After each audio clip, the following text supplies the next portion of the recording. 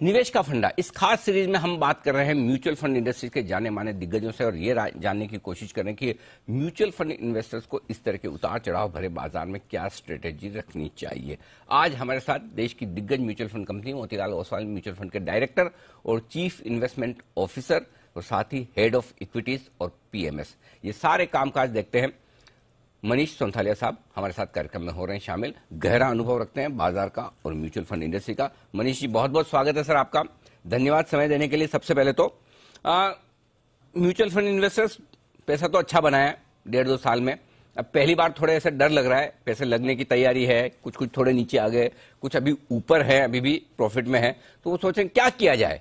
तो जो existing investors है उनके लिए पहले सलाह दें सर। देखिए, इक्विटीज इंडिया में तो पैसे तो बनेंगे, उसमें तो कोई डाउट नहीं है। क्या है कि मार्केट को करेक्शन का कोई एक बहाना चाहिए, क्योंकि लास्ट 1.5-2 साल से काफी पैसे बने हैं, तो यूक्रेन रशिया का एक करेक्शन का माहौल सा बना है। बट इक्विटीज, क्योंकि हमें तो यही लगता है कि 2003 और 2008 का जैसा पीरियड था इंडिया में, वैसा आने वाले पीरियड में इक्विटीज फेवर्ड एसेट क्लास रहेगी। और वैसे भी आप अगर देखें तो रिटेल इन्वेस्टर के पास बहुत ज्यादा ऑप्शंस है नहीं। या तो आप 4 ही एसेट क्लास हैं बेसिकली, गोल्ड है, रियल एस्टेट है, इक्विटीज और डेट है। तो इंटरेस्ट रेट राइजिंग सिनेरियो में इनकम फंड्स वगैरह तो नेगेटिवली पॉइज्ड है, तो इनकम फंड्स को हम एक बार साइड में रखते हैं।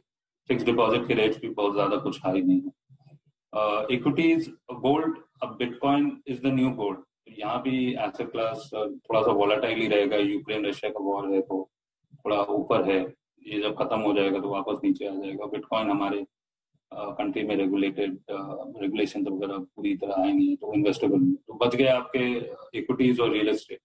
दोनों ही एसेट क्लास में पैसे बनेंगे। रियल एस्टेट लास्ट 5-6 साल के बाद एक अप साइकिल में आ रहा है, बट यहाँ पर या तो फिजिकल रियल एस्टेट लीजिए या स्टॉक्स लीजिए, तो और इक्विटीज एज एसेट क्लास, क्योंकि 15% टाइप अर्निंग ग्रोथ तो होना चाहिए नेक्स्ट 4-5 साल में। तो करेक्शंस में मोस्ट ऑफ द नेगेटिव्स तो हमें देखने को ऑलरेडी मिल चुका है। जो करेक्शन आया है 60-70% नेगेटिव्स ऑलरेडी आ गए हैं।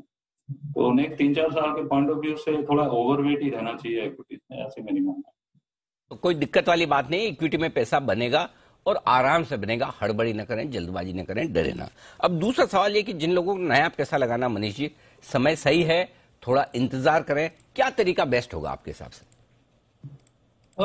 जैसा मैंने कहा कि 60-70% नेगेटिव्स ऑलरेडी प्राइस्ड इन है। ज्यादा से ज्यादा आप 5-7% और करेक्शन देख सकते हैं, क्योंकि यूक्रेन रशिया का जो एडिशनल कोई इंक्रीमेंटल नेगेटिव है वो अगर आ जाए तो बाजार बहुत पूरी तरह करेक्ट हो जाए, या फिर ऑयल प्राइसेस बहुत बढ़ जाए तो इंक्रीमेंटल नेगेटिव। पर अगर दोनों ही, अगर आप मीडियम लेवल पर अजम्पशन पकड़ के चले कि ऑयल प्राइसेस बहुत ज्यादा यहाँ से नहीं बढ़ेंगे या यूक्रेन रशिया थोड़े सोल्यूशन के मोड में जाएगा, तो ब्रॉडली 5-7% के डाउनसाइड अजम्पशन से 15-20% का अपसाइड अजम्पशन किया जा सकता है। तो रिस्क टू रिवॉर्ड फेवरेबल है करंट एनवायरमेंट। तो पूरा 100 रुपया अगर लगाना है तो पूरे 100 रुपया मत लगाइए, या 30 से 40 रुपया लगा सकते हैं। 60 रुपए का फायर पावर रखना चाहिए, अगर बाजार और नीचे गिरता है तो लगाना चाहिए। बट कन्विक्शन लेवल्स नीचे के लेवल से जो मार्केट्स ने अपमूव दिया है in spite of very high oil prices, ये कॉन्फिडेंस बूस्ट करता है। ओके, तो ये है आपके लिए बिल्कुल अभी भी पैसा लगाने की राय, धीमे धीमे करके आप पैसा लगाएं। अब मनीष जी, एक बड़ा सवाल है कि लोग समझना चाहते हैं कि इस तरह के उतार चढ़ाव भरे माहौल में कौन सी थीम्स, कौन से सेक्टर्स रहेंगे जहां पर पैसा लगाना बेहतर होगा, रिस्क के लिहाज से, रिटर्न के लिहाज से, आपकी क्या राय है सर? देखिए, मार्केट चूंकि रिस्क ऑन रिस्क ऑफ के बीच में काफी वॉलेटाइल हो सकता है शॉर्ट टर्म में, एक्सट्रीम शॉर्ट टर्म में। मेरा यह मानना है कि जहां पर डिसेंट अर्निंग्स ग्रोथ की विजिबिलिटी है नेक्स्ट 3 साल के पॉइंट ऑफ व्यू से, उन सेक्टर्स में अगर इन्वेस्ट करें तो डाउनसाइड प्रोटेक्शन आपकी रहती है। तो इन लेवल्स पे बैंकिंग में ग्रोथ बहुत स्ट्रांग है। जो लार्ज बैंक है पब्लिक सेक्टर में या प्राइवेट सेक्टर में, वहां से 25-30% की मिनिमम अर्निंग्स ग्रोथ अजम्पशन की जा सकती है नेक्स्ट 2-3 ईयर्स पॉइंट ऑफ। और चूंकि एफआईएस की सेलिंग हो रही है बैंकिंग शेयर्स में, ये शेयर्स आपको और reasonable valuation. Similar is the case with insurance. तो बीएफएसआई एज अ स्पेस बहुत ही ज्यादा अट्रैक्टिव हो गया। टेक्नोलॉजी, यहाँ पर गाइडेड आपकी ग्रोथ अजम्पशंस हैं फॉर द नेक्स्ट 3-4 ईयर्स।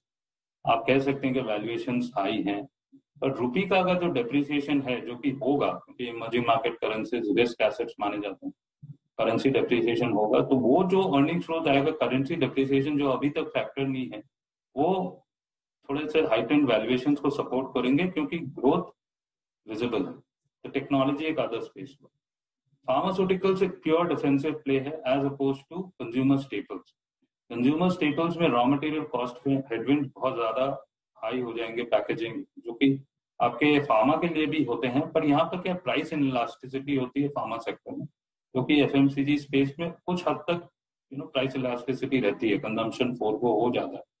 तो फार्मा एक स्पेस है जहां पर डोमेस्टिक फार्मा या B2B injectables player, speciality portfolio जो एक्सपोर्ट मार्केट को केटर करते हैं, वहां पर एक अच्छा खासा ग्रोथ अजम्पशन किया जा सकता है नेक्स्ट 2-3 ईयर। और जो फोर्थ सेक्टर है जो कि एकदम कॉन्ट्रा है, या तो आप कमोडिटीज लीजिए जो कि एकदम टेलविंडेड सेक्टर है आज की डेट में, और हो सकता है कि नेक्स्ट 8-9 महीने 1 साल कमोडिटीज बहुत स्ट्रांग रहेंगे, या फिर जो यूजर ऑफ कमोडिटी है जो कि ऑटोज है।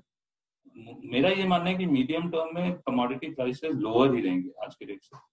तो यहाँ पर यूजर ऑफ कमोडिटी जहां most of the negative price में है, ये थोड़ा हाई रिस्क प्ले है, बट यहाँ पर अपसाइड पोटेंशियल काफी स्ट्रांग हो सकती है, वो है आपकी ऑटोमोबाइल।